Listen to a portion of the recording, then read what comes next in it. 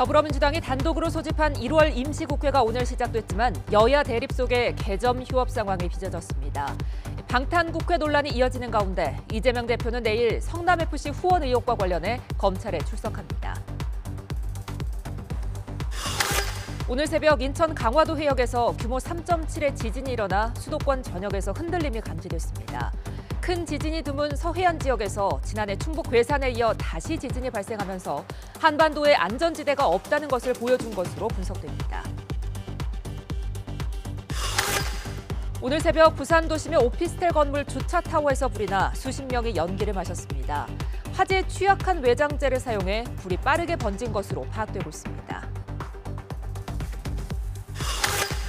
이번 겨울 들어 최악의 미세먼지가 사흘째 이어지고 있습니다. 한파가 풀리면서 중국발 스모그가 유입된 데다 이례적인 겨울 황사까지 겹쳤기 때문인데 이번 금요일부터 해소될 것으로 보입니다.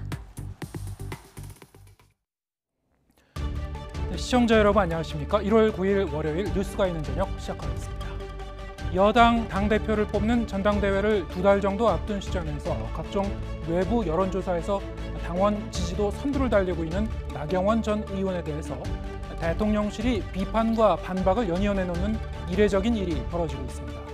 일단 표면적으로는 대출 탕감 출산 장려책을 놓고 사전 정책 지율에 미입을 두고 불거진 일이라고는 하지만 정치적 해석도 잇따르고 있죠.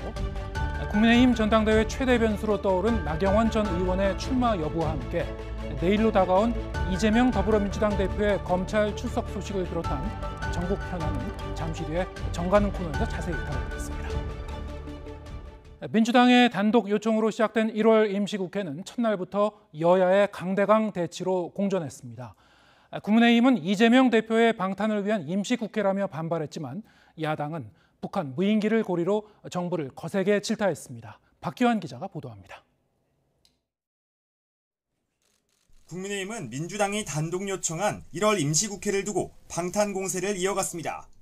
민주당이 이 대표 구속을 막기 위해 국회와 민생을 인질로 삼고 있다고 날을 세웠습니다.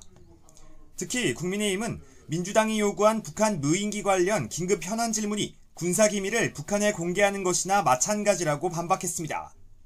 북한의 무인기를 우리나라는 무엇으로 탐지하며 어떻게 추적하며 어떻게 격파하며 이런 것들을 고스란히 공개해서 북한에다 알려주자는 것 아니겠습니까? 긴급 현안 질의는 받아들일 수가 없습니다. 반면 더불어민주당은 북한 무인기 침공의 진상을 파헤쳐야 한다면서 안보 경제 분야 긴급 현안 질문을 거듭 요구했습니다. 국민의 생명보다 윤석열 정권의 안보 무능을 덮는 게 중요하냐며 여당에 대한 압박 수위를 끌어올렸습니다. 북한 무인기의 수도 영공이 그것도 대통령실 하늘의 울타리가 뚫렸건만 정부 여당은 국회 본회의 긴급 현안 질문도 거부한 채 실패한 윤심 반공에만 여념이 없습니다. 여기에 정의당도 안보 실패에 대한 진상 파악과 국회 차원의 대응책 마련을 요구하며 가세했습니다. 민주당은 여당이 끝내 거부할 경우 본회의를 열어 긴급 현안 질문 실시 안건을 표결에 붙이자고 제안했지만 김진표 의장은 일단 여야 합의가 우선이라는 입장을 고수했습니다. 열고 긴급 현안 질문권 상담해달라고 주시면서 여야 간에 협의하고 있어요. 여야 간에 협의가 돼야 가는 거지.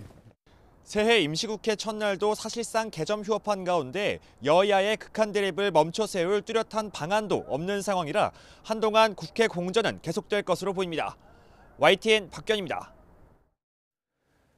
대통령실이 나경원 저출산 고령사회위원회 부위원장을 향해 정부 기조와 맞지 않는 정책을 일방적으로 발표하는 등 공직을 자기 정치에 활용했다고 비판했습니다. 해촉 검토나 자진사퇴 의견까지 나오고 있는데 결국은 윤석열 대통령의 뜻이 반영된 것이란 분석이 지배적입니다. 박석영 기자가 보도합니다.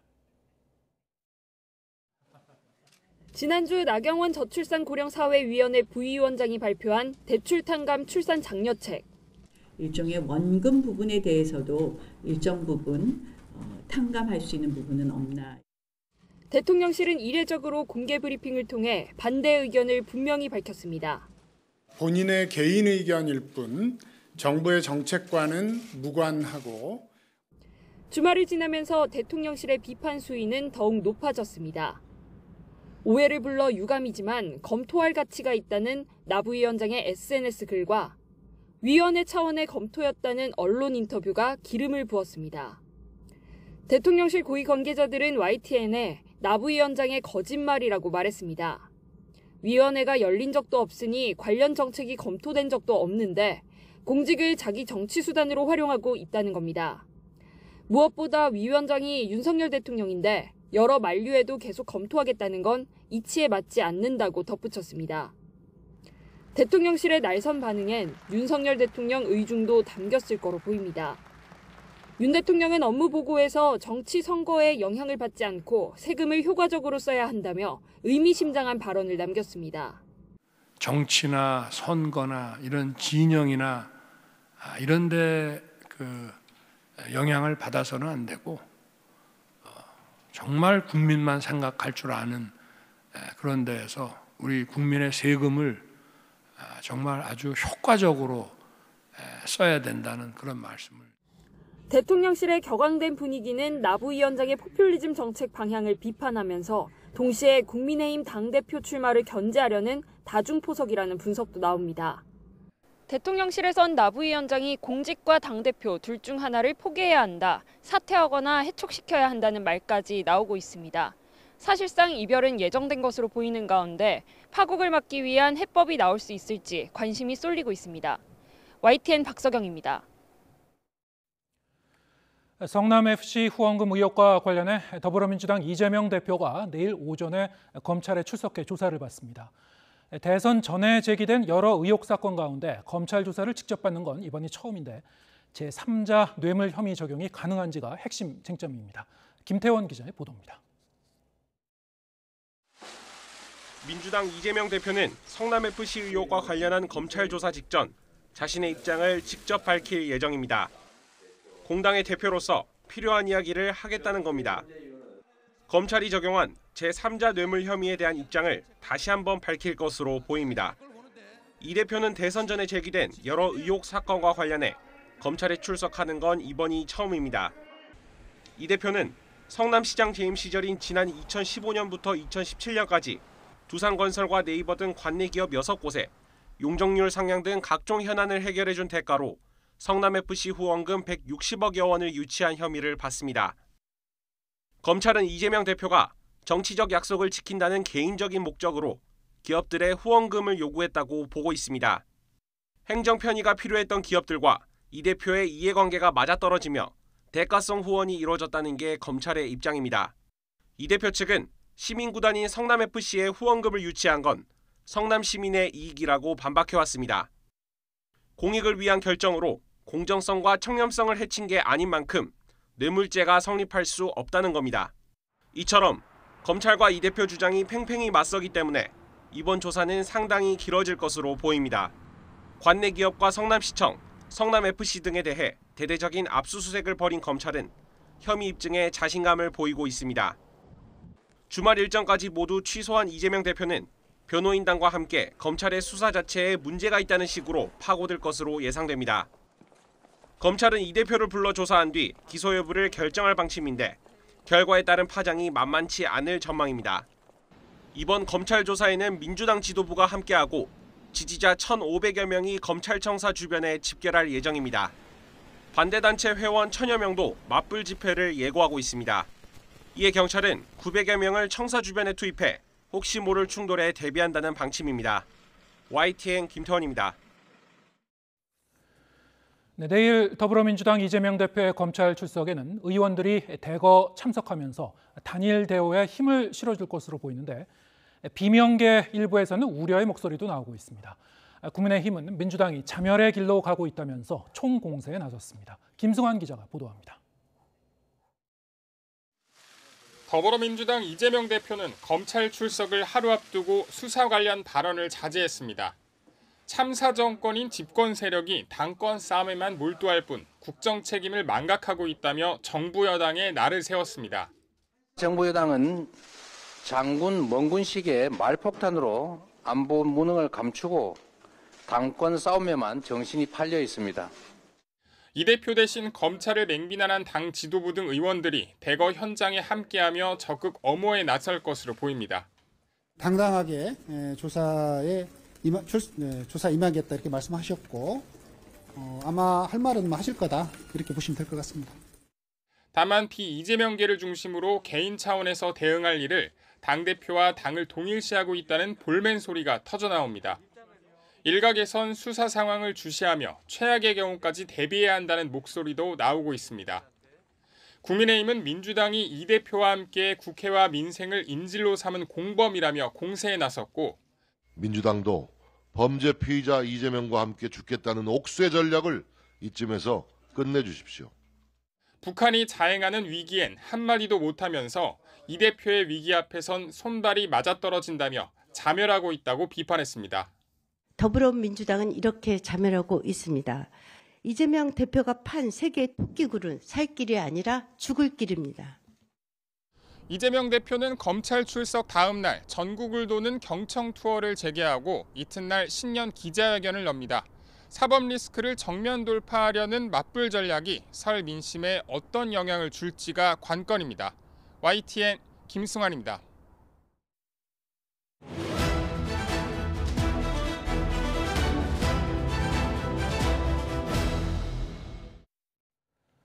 네, 정치가 있는 저녁 정가는 서성교 건국대 특임 교수 그리고 배종호 세안대 교수와 함께 정치권 소식 짚어보겠습니다. 어서 오세요. 네, 안녕하세요. 네. 나경원 전 의원이 이 대출 탕감 관련해서 본인의 견해를 밝힌 게 지난 목요일이었는데 금요일, 주말, 휴일, 오늘까지 이르면서 이 대통령실에서 이제 계속 이제 견제, 반박, 비판 그런 이제 발언이 쏟아지고 있습니다. 물론 이제 중간에 나경원 전 의원이 본인의 입장을 해명한 것도 있었지만은 입장을 이제 굽히진 않았죠. 어떻게 보셨습니까, 이 전 과정을? 예, 나경원 전 의원이 서울에서 사선했던 국회의원이고 지금 국민의힘의 원내대표까지 했던 중량감 있는 정치인인데 지금 좀 처신하거나 메시지나 판단력에 보면은 좀 문제가 있는 것 아니냐, 좀 안타까운 생각이 듭니다. 첫 번째로는 정책적으로 저출산 고령사회위원회 부위원장이란 말이에요. 위원장이 대통령이고 그러면은 본인이 개인적인 의견을 기자회견에서 발표할 게 아니라 충분히 대통령실과 조율을 하고 난 다음에 정책을 발표를 해야 되는데 단순한 아이디어만 받아가지고 나경원 의원이 개인적으로 기자회견에서 발표했다. 이거는 상당히 문제가 있다고 보여지고 있고요. 그다음에 정무적으로도 대통령실에서 그거는 개인의 의견일 뿐 정부 정책과는 무관하다. 이렇게 안상훈 대통령실 사회수석이 공개적으로 비판을 했고 이 배경에는 아무래도 윤석열 대통령의 지시가 있었을 것이라고 보여지고 있거든요. 또 그런데 거기다가 대놓고 정치적으로 프레임으로 곡해하지 말라. 저출산 문제를 돈 없이는 해결할 수 없는 것 아니냐. 이런 식으로 개인의 소신을 자꾸 이야기하는 것은 이런 저출산 고령사회위원회 부위원장으로서 굉장히 적절치 않다. 이런 생각이 들고 만약에 본인이 당대표 선거에 나갈 의향이 있었으면은 작년 10월 달에 저출산 고령사회위원회 부위원장을 맡았는데 그때 고사를 하고 본인은 집권 여당의 성공을 위해서 당대표로 나가서 당을 어떻게 잘 추스려가지고 윤석열 대통령의 성공을 위해 가지고 돕겠다. 이렇게 결단을 했었어야 됩니다. 아니면 최소한 국민의힘 전당대회의 규칙이 당원 100%로 10일 만에 결정되지 않았습니까? 그러면 본인이 봤을 때 이번에는 내가 나가면은 당대표가 될 수 있겠구나라고 생각을 하면은 본인이 준비를 해서 지금 맡고 있는 두 개의 직책, 즉 저출산 고령사회위원회 부위원장과 기후환경대사를 그만두고 대통령한테 양해를 구하고 당대표로 출마를 해가지고 본인이 윤석열 정부의 성공을 위해서 당대표로서 어떻게 기여하겠다. 이렇게 입장 표명을 분명하게 해야 되는데 정부직을 갖고 있으면서 계속해서 여론조사에서 이건 지지도 아니고 적합도거든요. 적합도가 좀 높게 나오니까 본인이 쉽게 말해서 양다리 걸치기 하면서 이렇게 처신하는 데 문제가 됐는데 결국 이렇게 되게 되면은 나경원 부위원장의 앞으로 진로가 상당히 어려워지는 것 아니냐. 그리고 윤석열 대통령의 국정 운영에 상당한 혼란을 끼치는 것 아니냐. 이래서 조금 안타까운 생각이 듭니다. 네, 진작에 좀 입장을 분명히 밝혔어야 되는데 전당대회와 관련해서 그런 와중에 이제 이런 일이 벌어졌다. 어쨌든 좀 이례적인 일은 맞는 것 같습니다. 이 여당 내에서도 어떤 게 불협화음으로 좀 비춰질 수 있는 여권 내 불협화음으로 비춰질 수 있는 그런 모습이긴 한데 어떻게 보셨습니까? 일단 상당히 이례적이죠. 지금 나경원 전 의원 같은 경우는 본인은 뭐 공직자가 아니고 민간인 신분이다라고 얘기를 하고 있지만은 제가 볼 때는 뭐 대통령 직속위원회의 부위원장이고 또 기후 환경 대사이기 때문에 공직자가 좀 아니라는 말도 좀 상당히 궁색한 것으로 보이고요. 그런데 이제 문제는 나경원 전 의원 같은 경우에 사실상 지금 전당대회 출사표를 던진 쪽으로 가는 그런 상황에서 지금 저출산 대책과 관련해서 대통령실이 공개적으로 여기에 대해서 질책을 가하고 나서고 있는 것이 바람직한가라는 부분과 관련해서 좀 상당히 저는 문제가 있다라고 생각을 합니다. 일단 부위원장이긴 하지만은 나름대로 뭐 개인적으로도 의견을 얼마든지 필요할 수 있는데 지금 뭐 대통령실이 공개적으로 내놓은 입장을 보면은 뭐 해초까지 언급하면서 또 대통령과 조율도 안 됐는데 뭐 거짓말하고 있다라는 상황까지 가고 있는 것은 결국 이제 전체적으로 대통령 또는 이제 대통령실에서 그림을 그리고 있는 국민의힘의 전당대회와 관련해서 사실상 나경원 전 의원의 출마 의지를 꺾기 위한 그런 것 아니겠습니까? 그렇다면은 과연 지금 대통령실에서 이런 부분까지 개입하고 있는 것이 과연 바람직한가? 지금 뭐 누가 봐도 김장연대와 관련해서도 대통령 또는 대통령실에서 사실상 낙제운한 그런 후보다. 그리고 대세몰이를 하고 있다라는 상황인데 지금 이제 앞으로 나경원 전 의원이 어떤 선택을 할지는 모르지만은 이로 인한 파장은 좀 앞으로 상당히 계속 이어지지 않을까 이렇게 전망이 됩니다. 네. 나 전 의원은 이제 마음을 굳혀가고 있는 중이다라는 얘기를 했었는데 출마와 관련해서 근데 휴일에 이제 SNS 올리고는 지금 두문불출하고 있다고 합니다. 어떻게 될 것 같습니까? 이제 이 정치인 나경원으로서 사실 저런 상황에서 좀 출마를 하기도 좀 부담이 되는 측면이 있을 것이고 그렇다고 해서 이런 상황이어서 또 출마를 접겠다, 출마 의사를 접겠다 이것도 좀 마음의 부담일 것 같은데 이러지도 저러지도 못한 상황이 아닐까 싶습니다. 어떻게 보시는지요? 네, 그런 상황을 이제 진퇴양난이라고 이야기하지 않습니까? 예. 앞으로 나가기도 어렵고 또 그렇다고 해서 뒤로 물러서기도 어려운 그런 상황인데 저는 나경원 지금 부위원장이 어제 정도에 결단을 했었어야 된다고 생각을 합니다. 왜냐하면 정치인은 진퇴가 분명해야 되거든요. 앞으로 나갈 때는 입장을 표명하고 과감하게 나가야 되고 또 물러설 때는 정확하게 물러서야 되는데 지금 윤석열 대통령의 뜻이 간접적으로 표명이 됐단 말이에요. 그러면은 여기서 당대표 선거 나가서 지금은 본인이 지지도를 많이 받고 있다고 생각하지만은 현재 지지도는 당대표 적합도란 말이에요. 이 사람이 적합하냐 안 하냐 이 질문인데 그거하고 지지도하고는 상관관계가 상당히 좀 떨어지고 있고 만약에 이번 그 국민의힘 당대표 선거는 윤석열 정부의 성공을 시킬 수 있는 사람이 아니냐 이게 가장 큰 판단의 기준인데 만약에 윤석열 대통령을 반대하는 사람이 당대표로 나온다? 그러면 국민의힘 당원들이 저는 별로 많이 지지를 하지 않을 거라는 생각이 들고 만약의 경우에 나경원 이제 부위원장이 불출마할 경우에 그러면 저출산고령사회위원회 부위원장도 계속 유지할 수 있느냐? 저는 그것도 불가능하다고 생각하고 있거든요. 왜냐하면 본인이 아이디어라고 공개적으로 발표했던 그 정책이 윤석열 정부의 정책과 맞지가 않다. 이렇게 반대 의사를 분명하게 표시했는데 그럼에도 불구하고 저출산고령사회위원회 부위원장을 계속해서 맡을 수 있느냐? 그것도 굉장히 어렵다고 봅니다. 이럴 때는 과감하게 본인이 모든 걸 다 내려놓고 정말 당을 위해서 헌신하고 백의 종군하겠다. 그런 입장이 오히려 국민의힘 당원들이나 국민들한테 조금 떳떳하지 않을까. 저는 개인적으로 그런 생각이 듭니다. 네. 나경원 전 의원이 어떻게 결정을 할지는 이제 본인이 달린 것이고 지금 말씀하셨다시피 이제 여론은 우리가 좀 더 지켜봐야 될 것 같은데 지난 1년간 당원들이 많이 늘었고 특히 2030들이 많이 늘었다고는 하지만 그 사람들의 표심이 어디를 향하고 있는지는 사실 뚜껑을 열어봐야 되는 거거든요. 그렇습니다. 예, 어떻게 결정할 것 같습니까? 일단 뭐 가장 중요한 것은 나경원 전 의원이 출마를 하느냐 안 하느냐 그리고 또 유승민 전 의원이 출마를 하느냐 안 하느냐가 굉장히 중요하고요. 그리고 이제 두 번째로는 과연 1, 2위에 누가 들어가느냐 또는 뭐 1차에서 사실상 지금 친윤 단일 후보로 생각이 되고 있는 김기현 의원이 과반을 통과하느냐 이런 부분이 상당히 변수인데 지금 나경원 발언 사태의 본질이 뭔가를 좀 우리가 봐야 돼요.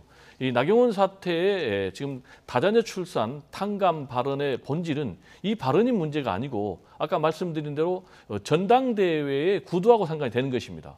왜냐하면 나경원 전 의원 같은 경우 현재 당심에서는 압도적 1위를 차지하고 있거든요. 한 30%. 뉴시스 조사에 보면은 반면에 지금 김장연대 김기현 의원 같은 경우는 15% 절반밖에 안 되는 것이죠. 그래서 나경원 의원이 만약에 끝까지 출사표를 던지고 완주를 할 경우에는 사실상 지금 친윤 후보라고 볼 수 있는 김기현 의원이 1, 2차 1등, 2등 안에 들지 못할 경우가 있거든요. 그렇게 되면은 아예 이 후보는 당대표가 될 수 없는 것이죠. 따라서 지금 대통령실이 사실상 지금 개입을 해서 나경원 전 의원을 이제 주저앉히고 있는 이런 모습도 바로 이 문제와 이제 연결되는 것인데, 그러면 앞으로 나경원 전 의원은 어떤 선택을 할까? 만약에 나경원 전 의원이 현재 30%에 가까운 그런 압도적 1위의 지지율이 계속 유지가 된다면은 저는 끝까지 출사표를 던져서 완주를 할 것으로 보여집니다. 다만 윤심이 확실하게 지금 나경원 전 의원에게 가 있지 않다. 그리고 김기현 의원에게 가 있다. 그리고 지금 대대적으로 친윤들이 나서서 지금 나경원 전 의원에 대해서 제2의 이준석, 제2의 유승민이라고 공격하고 있는 이런 상황에서 이 어려움을 뚫고 갈 수 있을지에 대해서 상당히 지금 두문불출하고 고심을 하고 있을 것 같은데, 결론적으로 얘기하면은 그런 당심이 유지가 되기 좀 어려울 것 같습니다. 따라서 만약에 이번에 이걸 무릅쓰고 본인이 도전해서 낙선을 할 경우에는, 낙마를 할 경우에는 2024년도 총선에서 공천도 받기 어려운 그런 상황에 봉착하기 때문에 결국은 나경원 전 의원이 출마를 하기는 좀 어려운 상황으로 결론이 나지 않을까, 이렇게 전망이 됩니다. 네. 결국은 이제 이 다음 주에도 이제 여론조사들이 발표가 되겠습니다만, 당심의 향배가 앞으로 어떻게 이제 변화할지를 잘 지켜봐야 될 것 같고요. 역시 여론이 변수긴 한데, 이런 가운데 저희가 조금 전에도 이제 이 국민의힘 당내 그 여론조사 결과를 좀 봤습니다만, 일단은 나경원, 안철수, 김기현 이렇게, 김기현 의원 같은 경우에는 지금 친윤계의 어떤 이 대표 주자로서 이제 지금 부각되고 있는 상황이고, 안철수 의원의 이 움직임을 좀 주목해 볼 수밖에 없을 것 같아요. 또 한편으로는 일단 출사표를 던졌는데 윤 대통령과의 인연을 강조했죠. 운명 공동체라는 이제 표현까지 썼습니다만, 일단 표면적으로는 이제 안철수 후보도 윤심이 본인에게 있다라는 점을 좀 강조하고 싶은 듯한 그런 느낌을 받았습니다만, 좀 어떻게 받아들일 것 같습니까? 대중들은? 네. 오늘 이제 출마 선을 했는데 메시지가 두 가지죠. 하나는 안철수 의원이 윤석열 대통령과 운명 공동체 아까 말씀하신 대로, 그리고 본인이 연대 보증인이다. 본인이 즉 당대표로서 당을 잘 이끌어서 총선 승리를 해야지 윤석열 정부가 성공한다.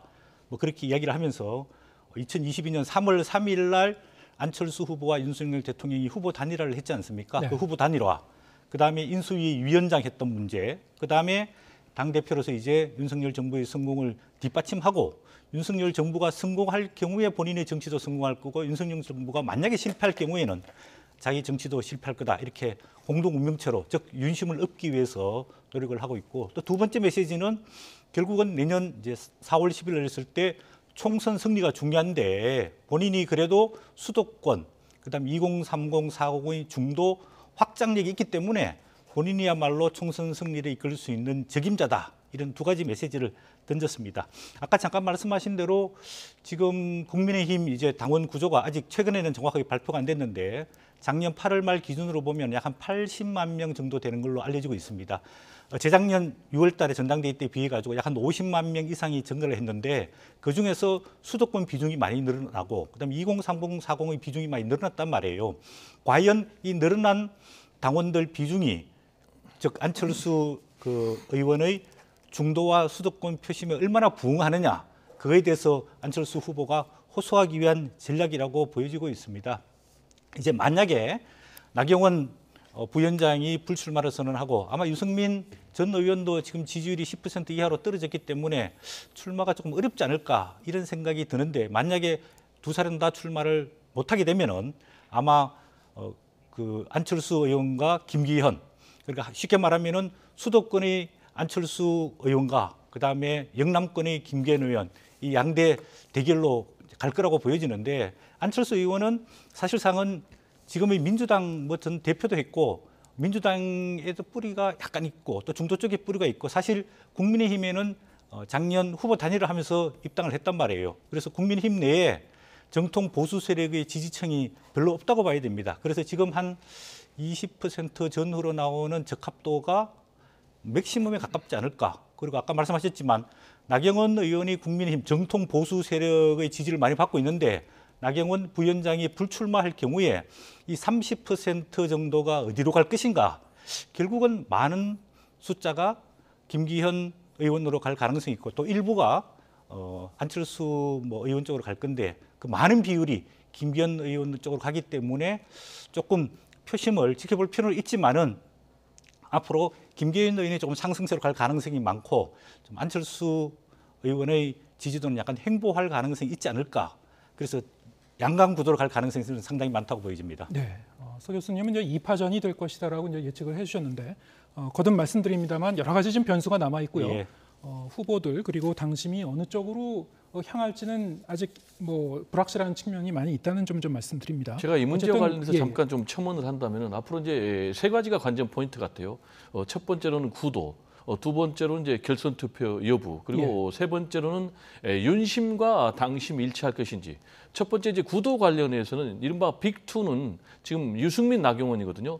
이 두 사람이 다 지금 출마 여부가 상당히 불확실한 상황이거든요. 그래서 출마한다면은 구도가 완전히 바뀌는데 두 사람이 다 불출마할 경우에는 사실상 김기현, 안철수 두 사람의 이제 2파전으로 갈 가능성이 높거든요. 그렇게 될 경우에는 과연 1차에서 특정 후보가 과반 이상의 득표를 해가지고 결선 투표가 없을 것인지 이 부분이 이제 굉장히 중요한 포인트고요. 만약에 이제 결선 투표를 가게 된다. 그러면 제가 볼 때는 예측 불허의 상황으로 갈 수가 있다. 네. 그게 무슨 얘기냐면은 일단 안철수 후보 같은 경우는 친윤 후보는 아니지만은 범윤 후보는 또 될 가능성이 있거든요. 그리고 이제 나경원 그리고 유승민 두 사람이 출마를 하지 않을 경우에는 그 사람들 향한 이른바 비윤표들이 옮겨갈 가능성이 있기 때문에 제가 볼 때는 두 사람이 맞붙을 경우는 그런 세 가지 부분이 상당한 좀 변수로 작용하지 않을까 이렇게 전망이 됩니다. 네.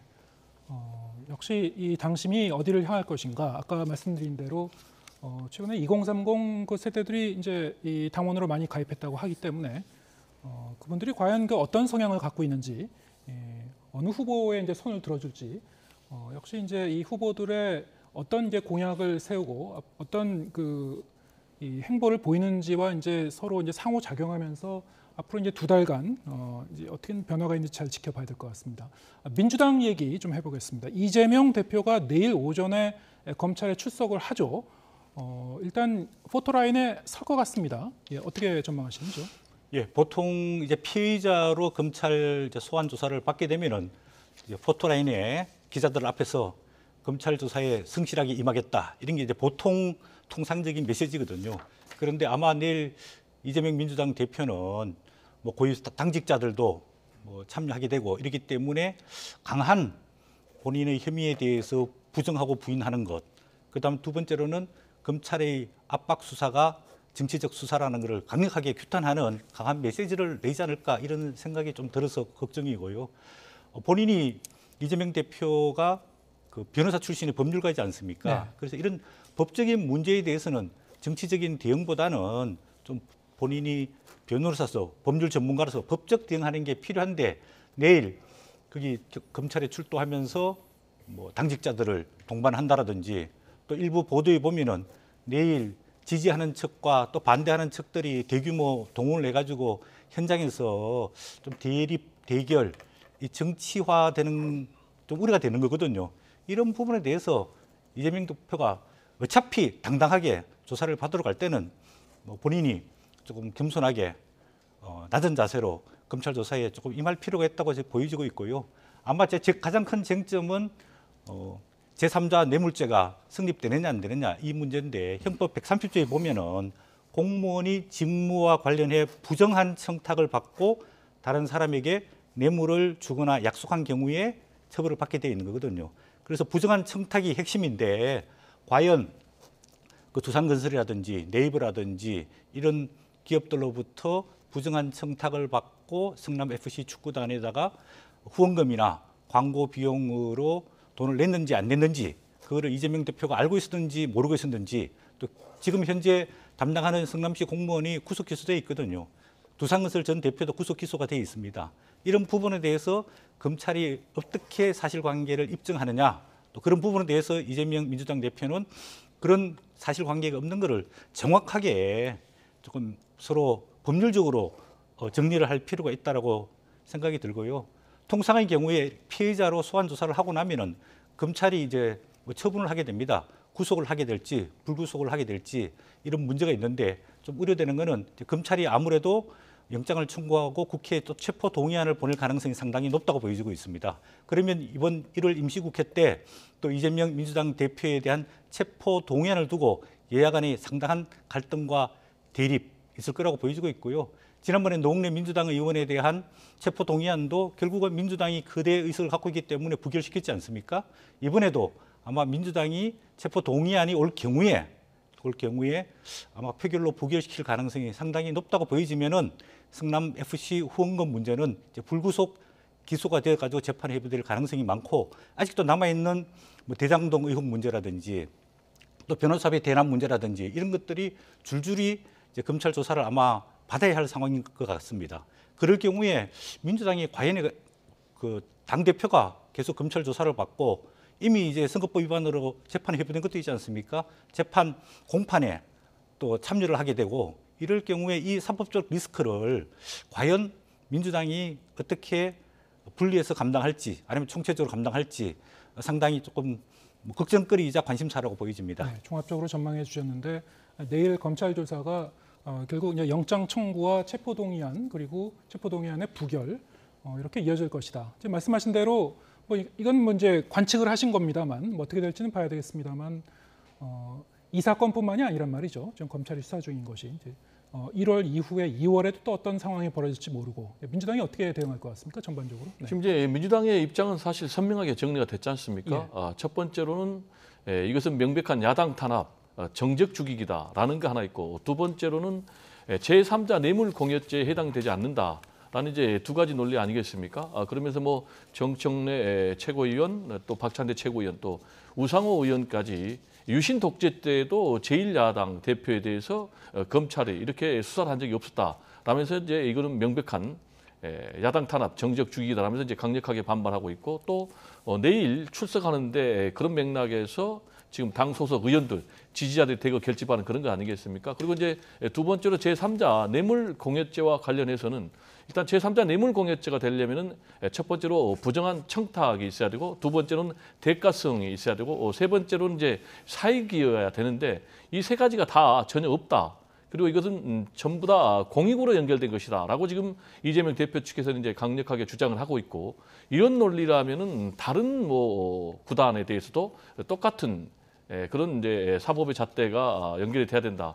이렇게 이제 강력하게 반발하고 있기 때문에 내일 뭐 말씀하신 대로 포토라인에 서서도 이런 부분은 이재명 대표가 강력하게 얘기를 할 것 같아요. 그리고 지금 이제 정면 돌파하겠다라는 차원에서 지금 검찰에 출석하는 것이기 때문에, 특히 이제 검찰 출석한 이후에 설 연휴가 기다리고 있지 않습니까? 그래서 설 연휴 때 이 민심을 잡겠다라는 것이기 때문에 이재명 대표는 일단 검찰 수사의 부당성을 강력하게 얘기를 하면서 동시에 그럼에도 불구하고 민생 챙기기에 나서겠다라는 그런 이제 두 가지 메시지를 던지지 않을까 이렇게 생각이 듭니다. 네. 영장 청구를 배제할 수 없는 상황이다. 그 부분에는 동의하시는지요? 뭐 영장 청구와 관련해서는 지금 이제 검찰에서는 자신들의 스케줄대로 계속 움직이고 있지 않습니까? 예. 그래서 또 특히 이제 검찰 같은 경우에 제1야당 대표를 헌정사상 처음으로 이렇게 소환한 이런 일을 하는데, 이런 상황에서 뭐 영장 청구하지 않는다라는 그런 선택을 한다면 검찰 스스로 검찰 수사의 어떤 허술함 또 문제점을 인정하는 것이기 때문에 저는 뭐 결론적으로 영장을 청구하는 그런 수순으로 가지 않을까. 그리고 말씀하신 대로 체포영장이 지금 국회에서 동의가 되지 않고 만약에 이게 기각이 된다면은, 통과하지 못한다면은 결국은 기소하는 쪽으로 검찰이 선택할 것으로 그렇게 전망이 됩니다. 예, 알겠습니다. 오늘 말씀 여기까지 듣겠습니다. 서성교 건국대 특임교수 그리고 배종호 세안대 교수와 함께했습니다. 고맙습니다. 네, 감사합니다.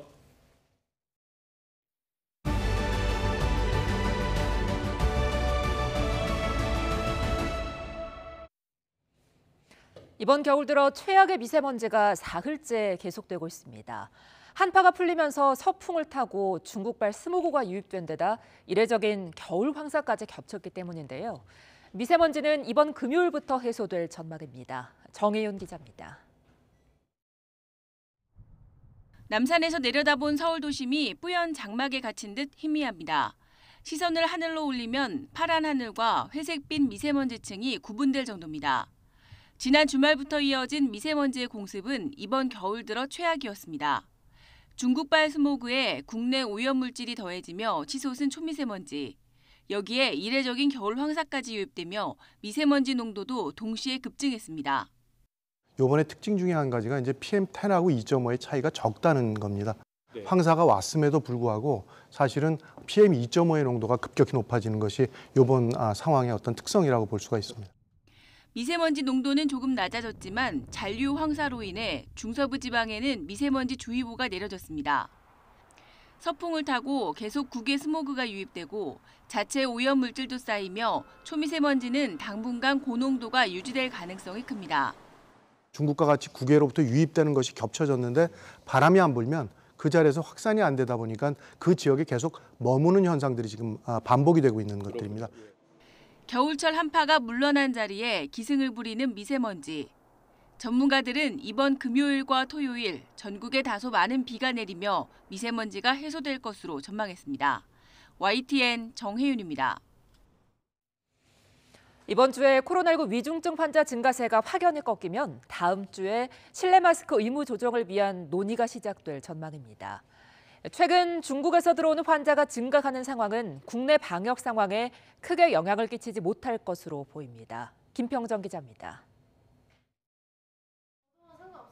이번 겨울 코로나19 유행이 감소세를 이어가는 가운데 위중증 환자도 조금씩 줄고 있습니다. 한때 600명대로 치솟았던 코로나19 위중증 환자는 최근 500명대 초중반까지 내려왔습니다. 이런 흐름이 계속돼 이번 주에 확연히 그래프가 꺾이면 실내 마스크 완화 조치가 본격적으로 논의될 것으로 보입니다. 위중증이 조금 문제입니다. 위중증이 늘어나면 그 숫자의 딱 절반은 사망합니다. 꺾이는 모습을 만일 이번 주에 우리가 본다면은 다음 주쯤에는 실내 마스크 의무 조정에 대해서 논의를 정식으로 시작해 볼 수 있다. 그렇게 말씀드립니다. 실내 마스크 해제 시점을 정하는데 현재 중국의 유행 상황은 큰 영향을 주지 않을 거란 전망입니다. 중국의 유행 상황이 대도시에서는 주춤하는 등 정점을 지나고 있고 중국발 입국자에게는 입국 전후 검사를 의무화해 감염자 유입을 최소화하고 있기 때문입니다. 또 중국에서 유행하는 변이 바이러스가 BA5 계통이 대부분이어서 국내에 이미 도입된 BA4-5 기반 개량 백신으로 대응이 가능합니다. 개량 백신을 접종하면 현재 미국에서 확산하는 XBB 1.5와 BQ 1.1에도 효과가 있는 것으로 전문가들은 보고 있습니다. 앞으로 완전히 새로운 변이가 나타나기 어려울 것으로 예측되는 점도 국내 유행이 감소할 거란 전망에 힘을 실어주고 있습니다. 해외에서 보도된 내용이나 논문 같은 것들을 좀 종합적으로 살펴보면 이런 여러 가지 변이가 있다 손 치더라도 앞으로 완전히 새로운, 그러니까 우리를 위협할 만한 새로운 변이가 조만간에 나타나기는 좀 어렵지 않나. 정기석 단장은 고위험군이 개량 백신을 맞고 치료제를 제때 처방받는다면 예상보다 더 빨리 일상으로 돌아갈 준비가 완료될 거라고 설명했습니다. 중국의 코로나19 검사가 신뢰성이 떨어진다는 우려에 대해서는 검사 방법과 원료의 차이가 있다며 경우에 따라 중국 방역 당국과 논의해 볼 필요도 있다고 말했습니다. YTN 김평정입니다. 오늘 새벽 인천 강화도 해역에서 규모 3.7의 지진이 일어나 수도권 전역에서 흔들림이 감지됐습니다. 서해안은 큰 지진이 드문 지역이어서 지난해 충북 괴산 지진과 함께 한반도에 지진 안전지대가 없다는 걸 보여준 사례입니다. 김진두 기자입니다. 새벽 시간 기상청 지진계에 강한 진동이 감지됩니다. 인천 광화군 서쪽 해역에서 규모 3.7의 지진이 발생한 겁니다. 올해 발생한 지진 중 가장 강력한 것으로 인천에서 진도 4, 경기도는 진도 3, 서울도 진도 2의 흔들림이 감지됐습니다. 새벽잠을 깨운 갑작스러운 진동과 긴급 재난 문자에 시민들은 놀란 가슴을 쓸어내려야 했습니다. 갑자기 흔들리길래 몸이 흔들리길래 어지럼증인가 싶어서 이건 아닌 것 같다 싶어서 자려고 누워있는데 침대가 막 갑자기 흔들리더니 탱크 지나가는 것처럼 막 흔들리더라고요. 인천 서해안 지역은 강한 지진이 무척 드물었던 곳입니다. 규모 3 이상의 지진이 1978년 관측 이후 딱 한 차례, 그것도 14년 전에 일어났습니다. 지난해 10월 규모 4.1의 충북 괴산 지진에 이어 두 차례 연속 지진 안전지대로 여겨졌던 지역에서 강한 지진이 일어난 겁니다. 진앙의 깊이가 19km로 무척 깊다는 점에 주목하는 전문가도 있습니다. 2011년 동일본 대지진 이전 한반도 지진의 68.9%가 12km 안쪽에서 발생했다면 이후에는 12km를 넘는 깊은 곳에서 발생하는 지진이 53%로 늘어나고 있다는 것입니다. 동일본 대지진 후에는 땅이 좀 더 약해지기 때문에 이미 가지고 있는 응력만으로도 지진을 유발하기에 충분한 환경으로 바뀌었다는 의미가 되고요. 별다른 피해는 없었지만 강화 지진은 한반도에 지진으로부터 안전한 곳은 없다는 것을 다시 한번 보여주는 사례가 됐습니다. YTN 김민두입니다. 전해드린 것처럼 오늘 새벽 지진으로 인한 재난 안전 문자에 깜짝 놀라 잠에서 깬 분들 많으시죠. 그런데 오전에는 또 미국 인공위성의 잔해물이 한반도 인근에 추락할 가능성이 있다는 이런 재난 안전 문자가 왔습니다.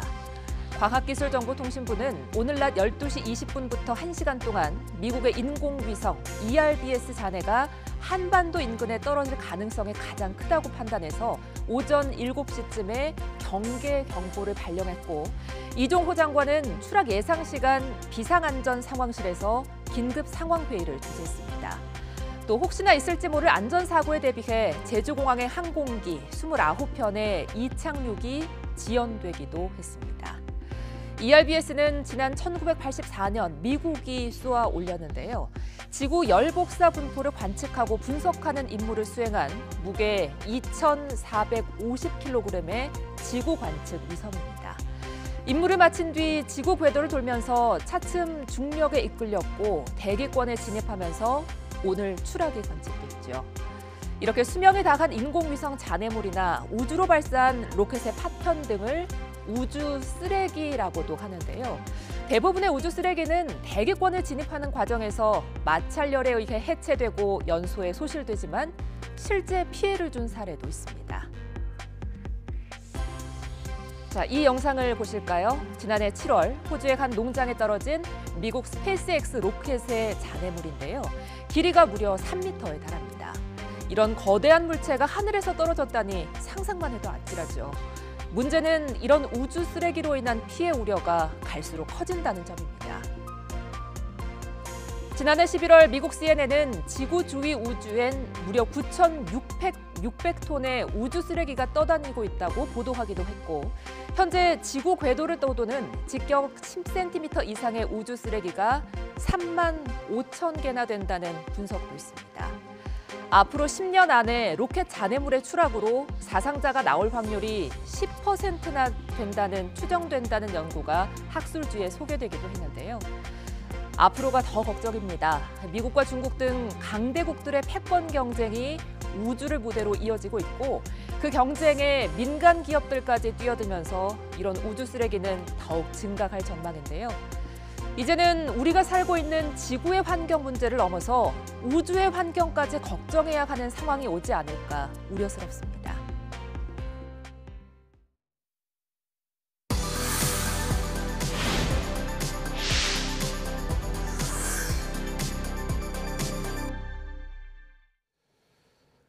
오늘 새벽 부산 도심에 있는 오피스텔의 주차타워에서 불이 났습니다. 다행히 인명피해는 크지 않았는데 건물 외장재가 화재에 취약한 드라이비트 공법으로 시공돼 불이 빠르게 번진 것으로 드러났습니다. 차상은 기자의 보도입니다.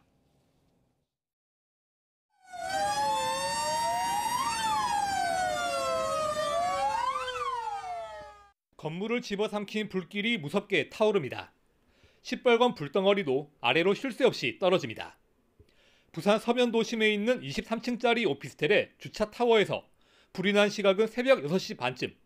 놀란 주민들은 황급히 대피했습니다.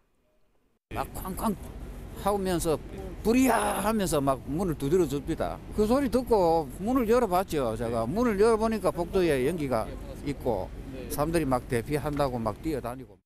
강아지들이 짖었거든요. 그래가지고 이제 나오니까 뭐 사람들 전부 다 엘베에서는 연기가 엄청 탄 냄새가 많이 나가지고 계단으로 전부 다 이동을 하고. 불은 바로 아래에 있는 상가 건물로 번졌고 소방당국도 대응 단계를 2단계로 높여 6시간여 만에 불길을 잡았습니다. 연기를 마신 사람은 40여 명, 이 가운데 7명은 병원으로 이송됐지만 크게 다치지는 않았습니다.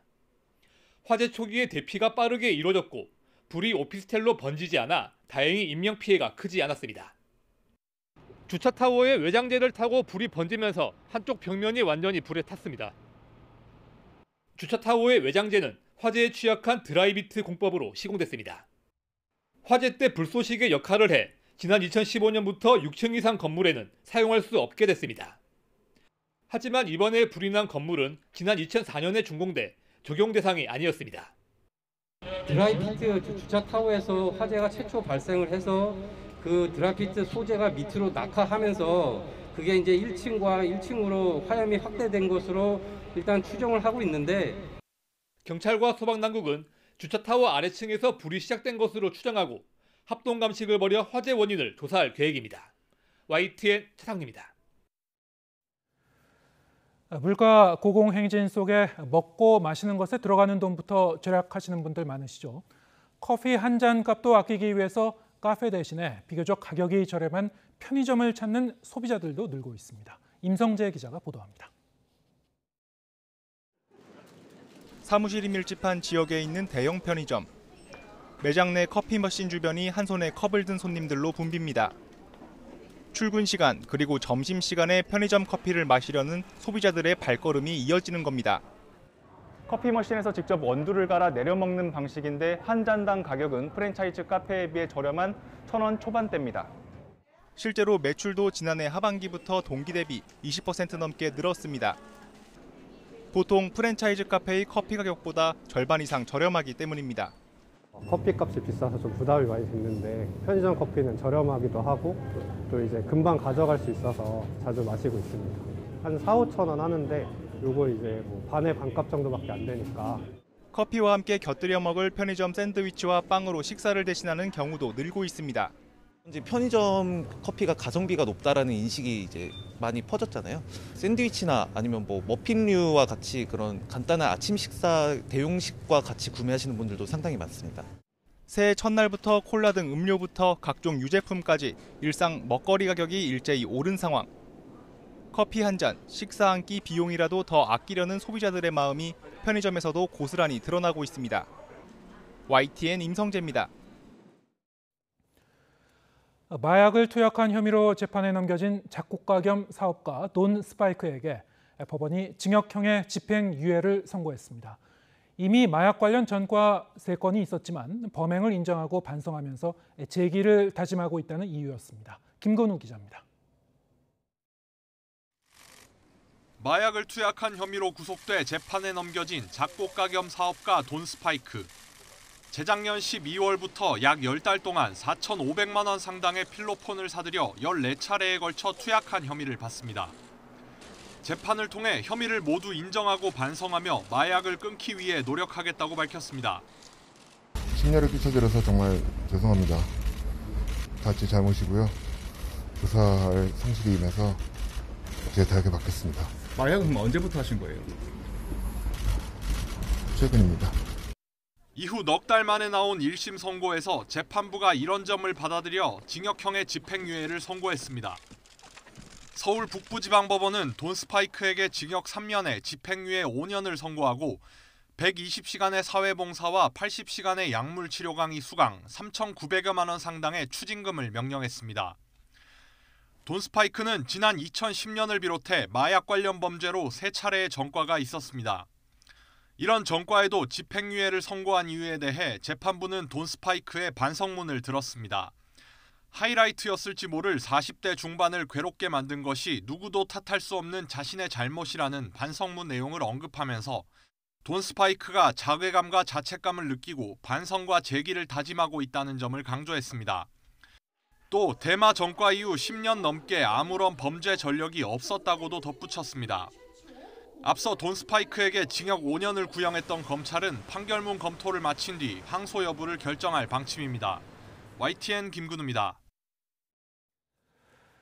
브라질 전임 대통령 지지자들이 룰라 대통령 취임에 반대 국회의사당과 대통령궁을 급습했습니다. 2년 전에 트럼프 전 미국 대통령 지지자들의 의사당 난입 사태를 방불케 했는데 룰라 대통령은 정부와 군 개입을 명령하면서 강력히 처벌하겠다고 밝혔습니다. 이종수 기자의 보도입니다. 보소나루 전 대통령 지지자 수백 명이 국회의사당 앞에 설치된 바리케이트를 두고 경찰과 대치했습니다. 이들은 곧 바리케이트를 넘어 침입해 의사당 시설물을 못쓰게 만들고 의장석에 앉아 난동을 부렸습니다. 일부는 건물 지붕에 올라가 브라질 군대의 쿠데타를 촉구하기도 했습니다. 시위대는 인근에 있는 대통령궁과 대법원에까지 몰려가며 일대를 아수라장으로 만들었습니다. 홍수 피해 지역을 방문 중이던 룰라 대통령은 시위대를 광신도 파시스트로 지칭하며 정부가 개입해 강력히 처벌할 것을 천명했습니다.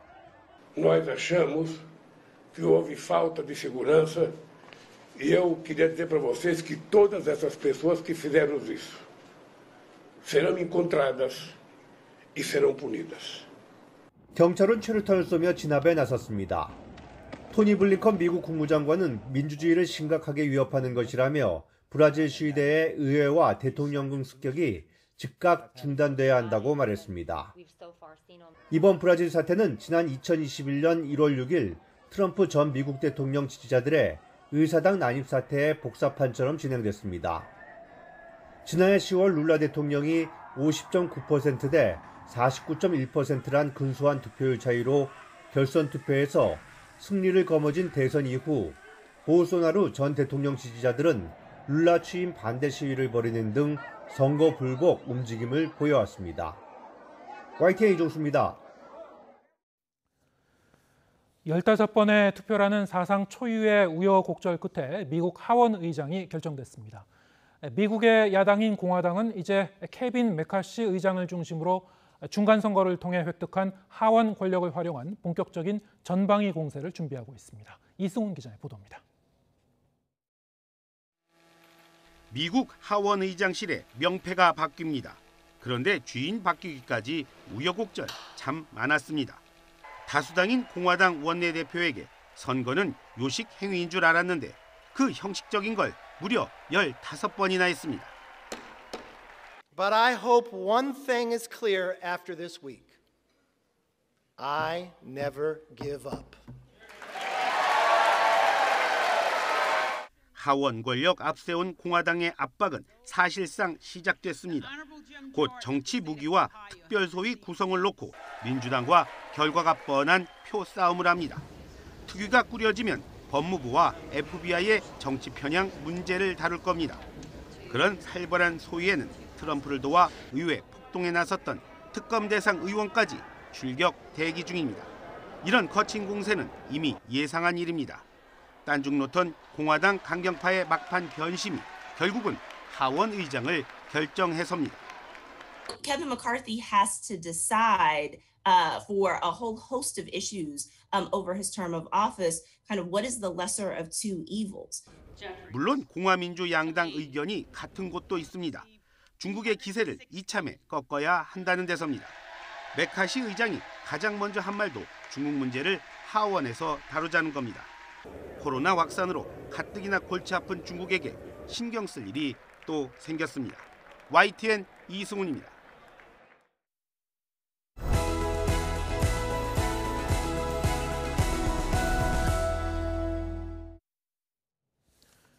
네, 이어서 국제 이슈를 짚어보는 국경 없는 저녁에서 임상훈 인문결 연구소장과 함께 미국 하원 의장 선출 그리고 브라질 대선 불복 폭동에 대해서 자세한 얘기 나눠보겠습니다. 안녕하세요. 안녕하십니까? 예. 앞서 리포트도 보셨습니다만 미국의 하원 의장, 미국 정치의 이제 권력서열 3위라고 하는 이제 막강한 자리인데요. 네. 참 이상한 일이 일어났습니다. 15번 투표 끝에 이제 선출을 해야 되는. 특히 이제 선출되고도 본인이 좀 약간 좀 굴욕적인 그런 상황일 수도 있는 것 같은데요. 그렇죠. 자, 이게 이렇게 역사적으로 보니까 20세기, 21세기는 한 번도 없었던 일이라고 하죠. 그렇습니다. 네. 우리 언론에 많이 보도가 되는 것이 이제 미국 역사상 몇 번째다, 뭐 몇 년 만의 일이다 이렇게 이제 보도가 많이 나오지 않습니까?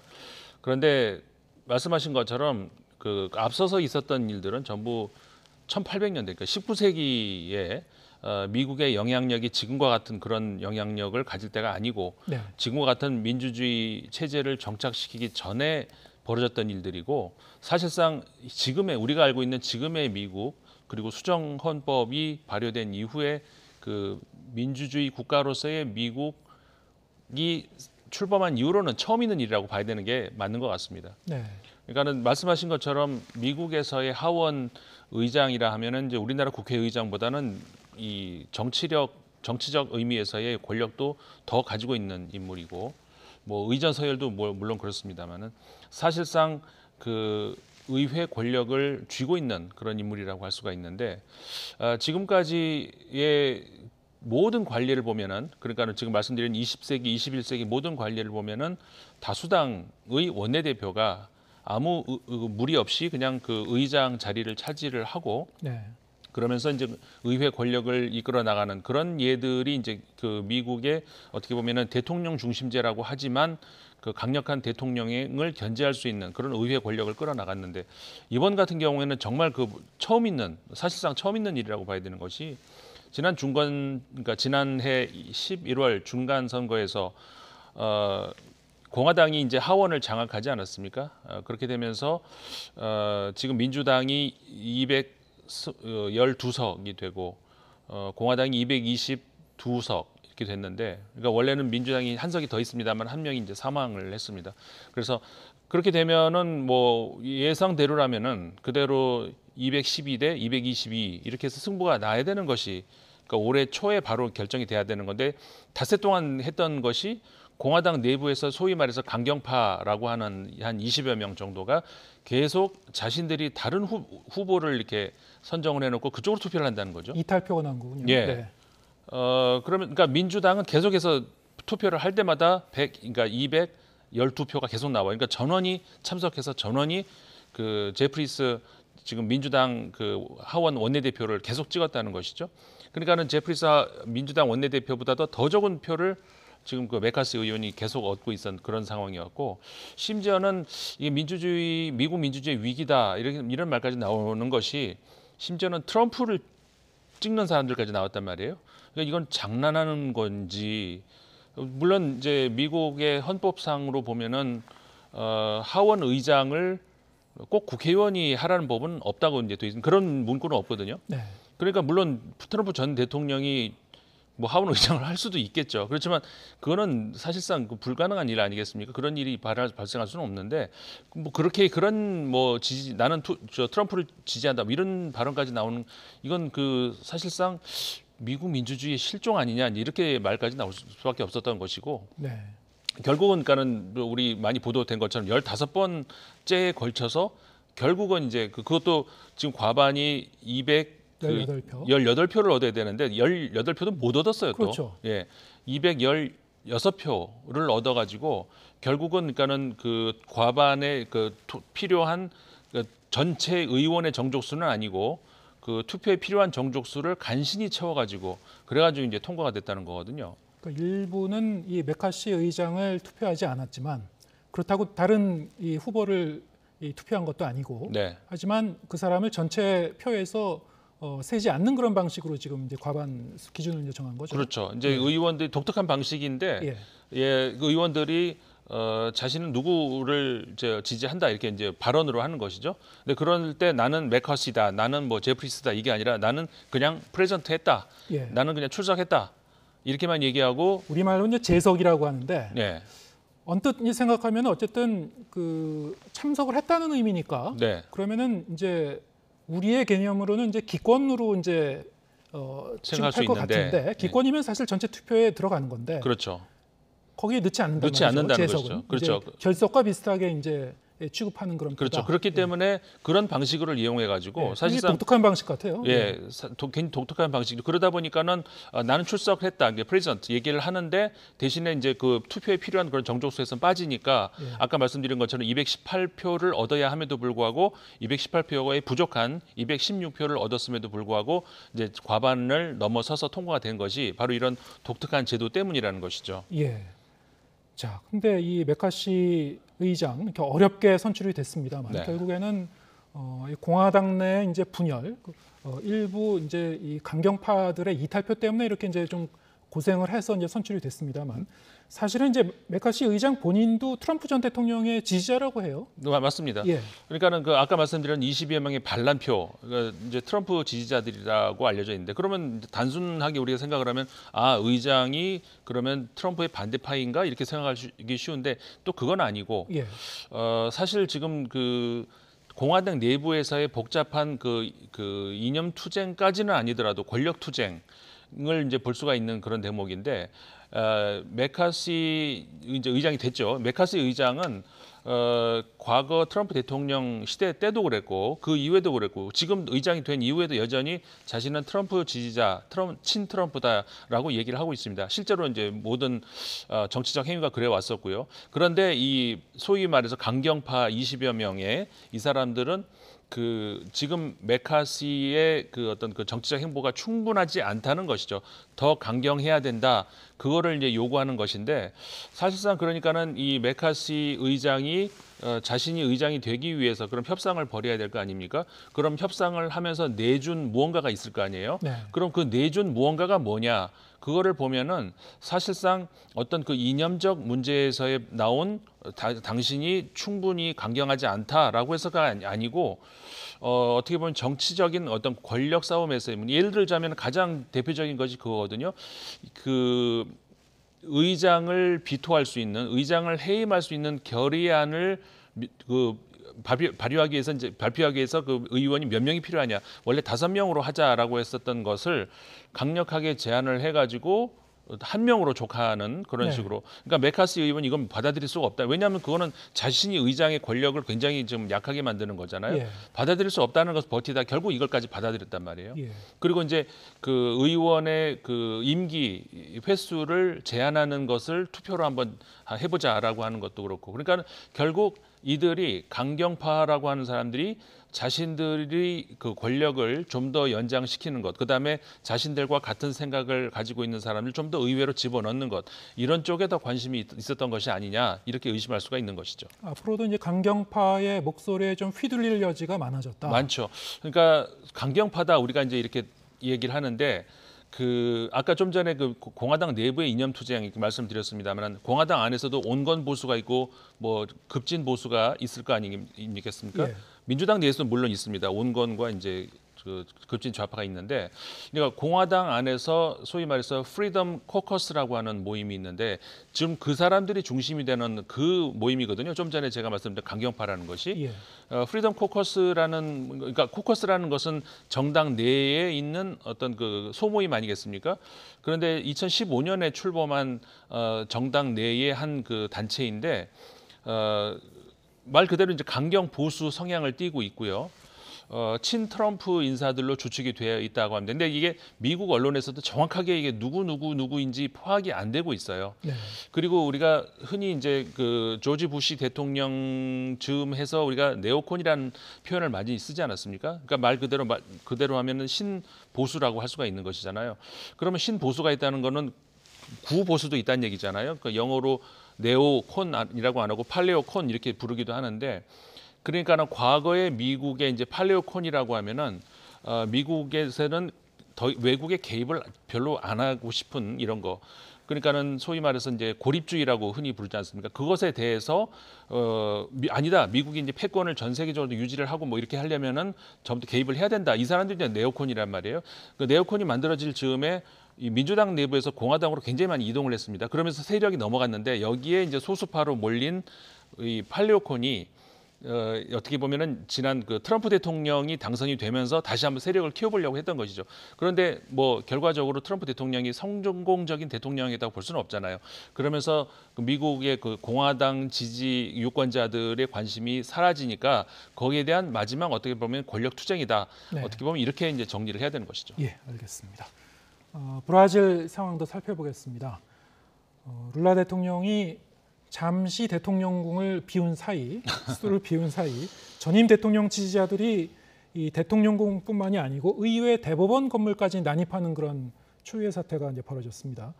사실 이제 대선이 치러진 지 얼마 안 된, 취임한 지 이제 열흘도 안 됐다고 하죠. 그렇죠. 전임 대통령이. 지금 상황은 어떻습니까? 어느 정도 진압이 된 상태인가요? 그렇죠. 이제 경찰에 의해서 이제 군까지 총 동원하면서 이제 진압을 하고 사실은 이거는 그 민주주의의 위기를 넘어서 국가의 위기라고 볼 수가 있는 것이죠. 이렇게 되면서 이제 그 질서를 조금씩은 찾아가고 있는 것 같은데 그런 물리적인 질서보다도 브라질 국민들 그다음에 정계가 받고 있는 충격, 정신적인 충격이 이제 상징적인 그런 차원에서 대단한 것이죠. 예.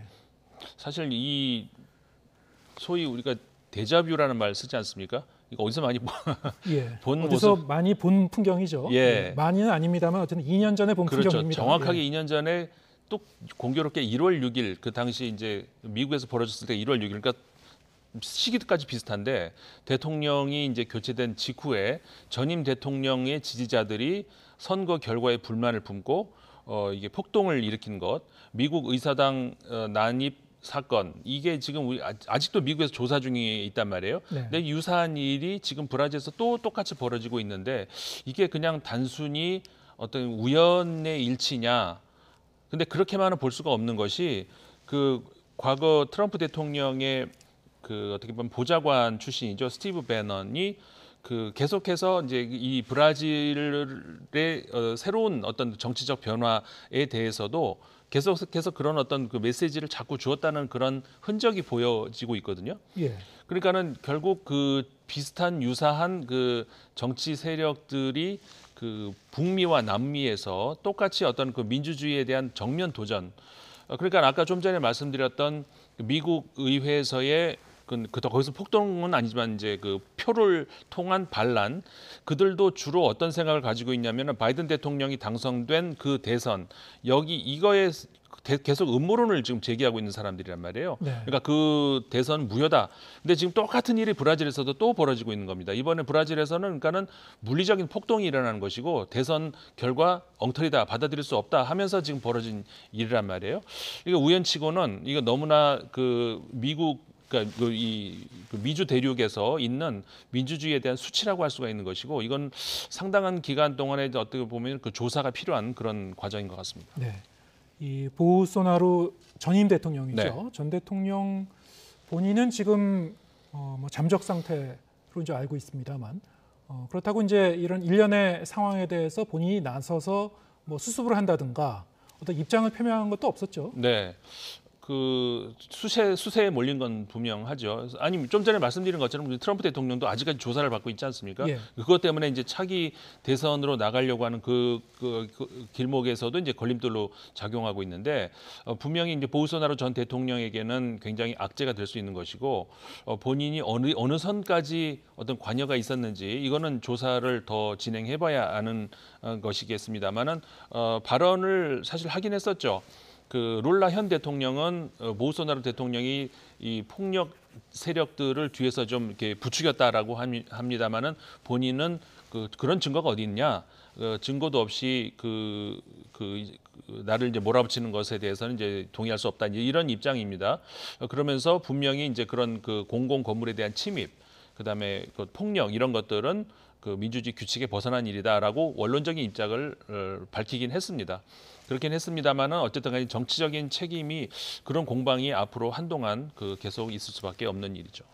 오늘 이제 미국 하원 의장 선출 소식과 이 브라질 소식 이제 함께 다뤄봤습니다만 우연인지 모르겠습니다만 이 두 나라에서 모두 정치적으로 상당히 좀 그 강경한 목소리, 특히 좀 약간 극단주의라고 할 만한 네. 그런 목소리, 좀 횡행하는 그런 상당히 좀 목소리가 높아지는 그런 풍경을 볼 수 있었고요. 네. 자, 이게 어떻습니까? 지금 뭐 유럽이나 뭐 아시아, 우리 지금 오늘 이제 짚어본 북남미 지역까지 전 세계적으로 어떤 이런 이 정치 무대에서 어떤 이런 그 트렌드, 경향성이 지금 그 감지가 되는 건가요? 아니면은 이게 국지적인 현상이라고 볼 수 있을까요? 전 세계적으로 크게 흐름을 보자면은 물론 이제 그렇지 않은 것도 있습니다만 진보와 보수 크게 이제 우리가 간단하게 단순화시켜서 정치를 이야기한다면 보수 내부에서 온건 보수의 세력이 점점 약해지고 예. 강경 이 더 극 보수의 세력이 점점 강해지는 것이 전세적인 추세이긴 합니다. 그다음에 이제 진보에서는 마찬가지 전반적인 진보 세력이 약해지고 있는 건 사실인데 그렇다고 해서 미국은 또 그러냐면 그런 건데 미국에서의 민주당은 또 진보 세력이 점점 커지고 있는 것도 사실이거든요. 그렇기 때문에 전체적으로 보면은 보수만 놓고 보자면은 극보수가 커지고 있는 건 사실인데 그것과 별도로 또 하나 현상이 지금 방금 말씀하신 브라질에서도 그렇고 미국에서도 그렇고 사실상 우리나라에서도 이제 얼마 전에 봤던 것이 두 정치 세력이 아주 극단적인 팽팽한 대립을 할 경우 그러면은 어느 한쪽이 이겼다라고 보기도 애매한 그리고 사실상 몇 표 차이, 몇만 표 차이, 뭐 10만 표 차이 이런 차이에서 결국 이들을 움직이는 것이 극단 세력이라는 것이죠. 네. 지금 미국의 의회 위기 같은 경우도 마찬가지인데 민주당과 공화당 사이의 표차가 컸다면 이런 일이 일어날 일이 없는 것이죠. 워낙 비슷한 표차로 인해 가지고 어느 쪽이 이겼다라고 보기가 굉장히 어려울 때 이때 극단적인 세력이 바로 이제 방금 20명 정도 제가 말씀을 드렸다시피 자신들의 요구를 관철할 때까지 그게 될 때까지 계속해서 이제 협조를 안 하는 이런 식으로 해서 지금 미국의 하원드 위기라는 말이 나오는 것이 앞으로 극단주의 세력들이 원하는 그쪽 방향으로 더 끌고 갈 것이다. 그러면 그렇지 않으면 이들은 협조를 안 할 것이다. 그러니까는 지금 브라질도 그렇고 미국도 그렇고 양쪽이 팽팽한 어떤 세력 균형 속에서 어쨌든 간에 주권자는 국민 아니겠습니까? 그랬을 때 우리가 이제 유심히 봐야 되는 것이 그때 이 세력을 지배하는 것이 극단주의 세력이 될 가능성이 크다는 것. 그걸 우리는 어떻게 보면은 미국과 브라질에서 그 교훈을 보고 있는 것이라고 할 수 있죠. 예, 알겠습니다. 우리가 이제 흔히 정치 무대에서 이 소수의 목소리, 좀 더 극단에 치우친 목소리가 많이 증폭돼 갖고 나오는 이런 현상. 네. 그리고 이제 어떤 정치의 양극화 이거를 소셜 미디어라든가 이제 디지털 환경의 변화하고도 이제 같이 맞물려서 해석을 하는 수가 있습니다만. 그렇죠. 뭐 이런 각 지역에서 이런 좀 심상치 않은 그런 현상이 계속 벌어지고 있기 때문에 네. 앞으로 이게 전 세계적으로 좀 민주주의의 위기로도 이어지는 거 아닌지 좀 주목해 봐야 될 것 같습니다. 네, 맞습니다. 예. 임상훈 인문결 연구소장과 함께했습니다. 고맙습니다. 고맙습니다.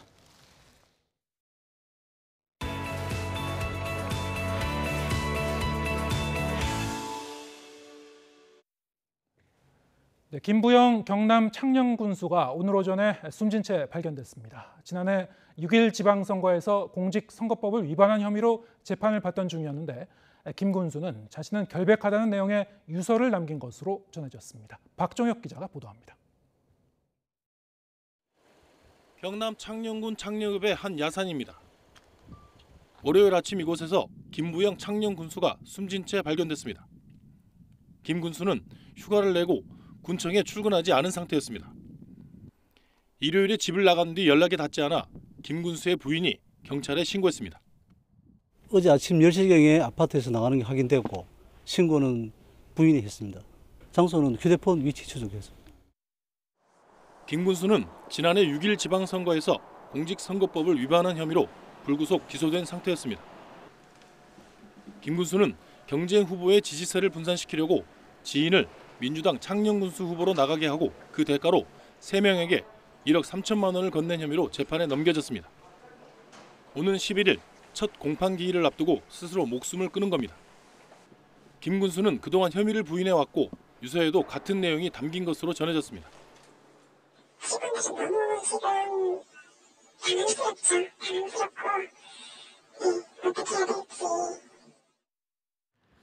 경찰은 김 군수의 일요일부터의 행적을 확인하는 등 보강 수사를 벌이고 있습니다. 또 법원은 김 군수가 사망함에 따라 공소 기각 결정을 내릴 것으로 전망됩니다. YTN 박종혁입니다. 네, 화천대유 대주주 김만배 씨가 대장동 개발 이익을 어디에 썼는지 수사하는 검찰이 6억 원대 금전 거래 흔적이 확인된 일간지 기자에게 3억 원이 더 흘러간 정황을 포착한 것으로 알려졌습니다. 김 씨 주변에선 김 씨가 대장동 사업이 마무리되기 전에 언론사를 인수하려 했다는 얘기도 나왔는데 결국에 자신에게 불리한 기사를 막기 위한 대비책이 아니었느냐는 해석이 나옵니다. 나혜인 기자의 보도입니다. 현재 김만배 씨 자금 추적 과정에서 수상한 거래가 확인된 언론인들은 일간지 3곳의 간부급 기자들입니다. 검찰은 이 가운데 지난 2019년 김 씨에게서 6억 원을 빌렸다고 해명한 한겨레 신문 기자가 비슷한 시기 3억 원을 더 받은 정황을 포착한 것으로 알려졌습니다. 일단 한겨레 신문사는 사과문을 내고 해당 기자를 직무에서 배제한 뒤 신속히 실상을 파악하겠다고 밝혔습니다. 편집국장은 물론 사장을 비롯한 경영진도 사퇴 의사를 밝혔습니다. 대장동 로비 의혹이 언론계로 번지자 김 씨 주변의 관련 증언도 재조명되고 있습니다. 김 씨가 예전부터 친한 기자들과 골프 칠 때마다 100만 원씩 줬다든지 대장동 이익이 배당되기 전 언론사 2곳을 인수하려 했다는 얘기가 대표적입니다. 인수 대상으로 지목된 한 매체는 재작년 김 씨가 제3자를 통해 당시 경영진을 만나고 싶다는 뜻을 전해왔지만 응하진 않았다고 해명했습니다. 검찰은 일단 범죄 혐의점이 있는지는 신중히 보겠다는 입장입니다. 다만 김 씨가 언론인도 관리 대상으로 삼았다는 정황은 이른바 50억 클럽 의혹과 다를 게 없다고도 했습니다. 검찰 안팎에선 위법성을 따지려면 직무와 관련한 대가성, 즉 금전거래 대가로 쓸 기사를 막았다거나 유리한 기사를 써준 사실을 확인해야 한다는 분석이 나옵니다. 현재 검찰에서는 대가성을 보고 있는 겁니다. 이 언론사 같은 경우에는 보통은 이제 배임 수재라고 해서요. 공무원이 돈을 받았을 때는 뇌물인 것이고 일반 사람들이 대가성을 가지고 받았을 때에는 배임 수재가 됩니다. 이번 수사의 불똥이 법조계로 튈 가능성도 있습니다. 과거 남욱 변호사는 검찰 조사에서 김 씨가 판검사들과 수도 없이 골프를 치며 100만 원씩 용돈을 줬고 실제 법조계의 로비로 대장동과 성남시 제1공단의 결합 개발을 반대했던 시행사가 소송에서 졌다는 얘기를 들었다고 주장했습니다. 지난 6일에 이어 다시 검찰에 불려나온 김 씨는 여전히 침묵을 지키고 있습니다. YTN 나힌입니다. 네, 오늘 뉴스가 있는 저녁은 여기서 인사드리겠습니다. 잠시 뒤에는 뉴스 퍼레이드가 이어집니다. 저희는 내일 저녁 7시에 다시 찾아뵙겠습니다. 함께해 주신 여러분 고맙습니다.